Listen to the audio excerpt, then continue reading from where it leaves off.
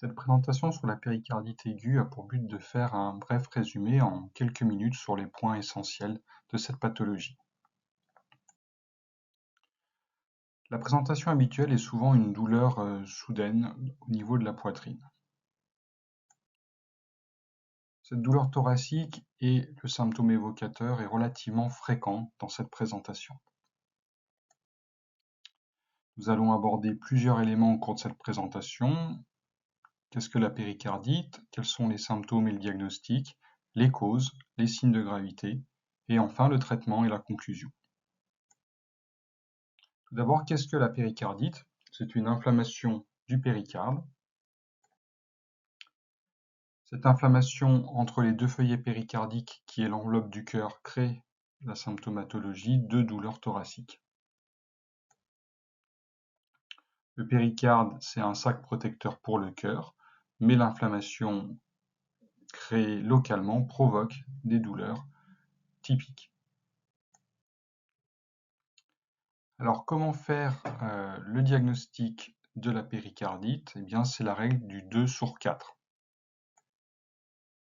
Il y a 4 signes clés. Le premier, c'est la douleur thoracique qui est évocatrice, fréquente. Le second, c'est le frottement péricardique que l'on peut entendre à l'autre.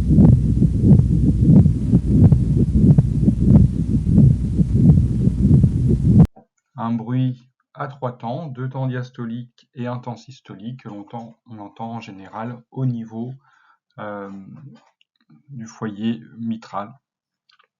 Il existe également des modifications ECG typiques, comme le sus-décalage du segment ST concave et diffus que l'on reverra plus tard, et le sous-décalage du segment PQ. Et enfin, il peut exister un épanchement péricardique qui est relativement fréquent. Comme vous le voyez sur cette coupe d'échographie, on note une partie noire ici entre les deux feuillets péricardiques qui est le signe d'un épanchement péricardique.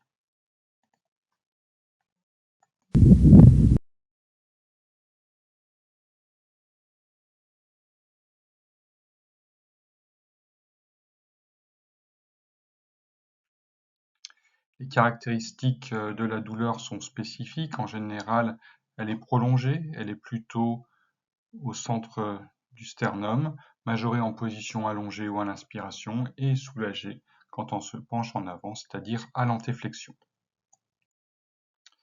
L'électrocardiogramme typique est celui d'un sus-décalage du segment ST, qui est marqué par les petites étoiles sur le tracé, concave vers le haut et diffus, dit en selle de chameau.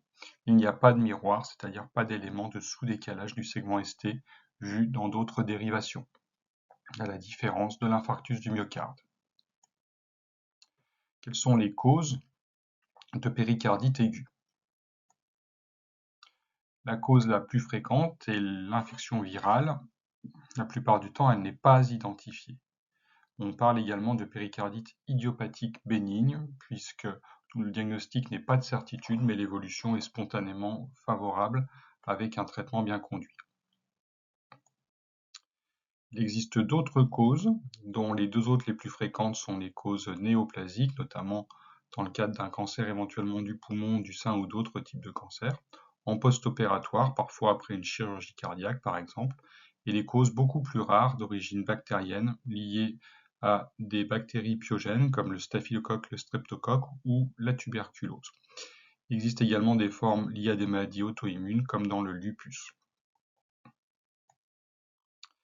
Alors, quels sont les signes de gravité et quand cela devient-il vraiment une urgence de prendre en charge une péricardite?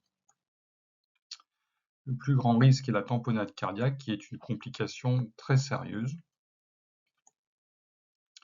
La tamponnade cardiaque consiste à une compression des cavités cardiaques par l'épanchement péricardique et ça empêche son remplissage. Comme vous le voyez sur cette image d'échographie, ici l'oreillette droite est complètement comprimée par les mouvements, par l'épanchement péricardique et ça crée des mouvements d'encoche. Le ventricule droit juste au-dessus est également sous pression et ça empêche complètement le remplissement des cavités cardiaques.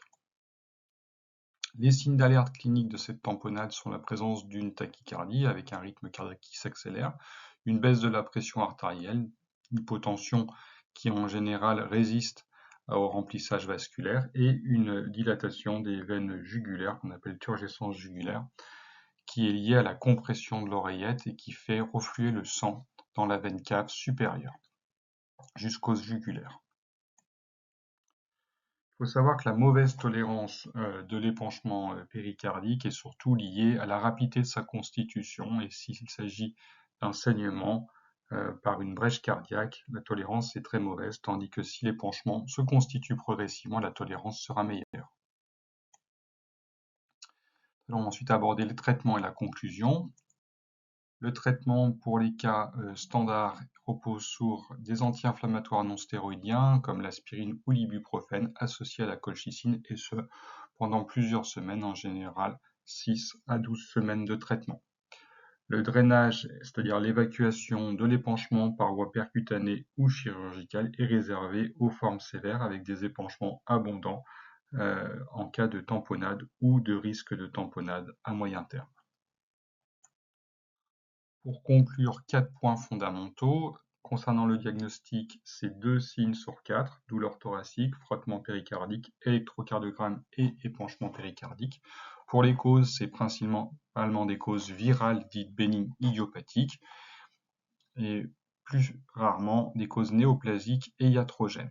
Les signes de gravité en faveur d'une tamponnade péricardique sont l'hypotension artérielle, la tachycardie et la turgescence jugulaire.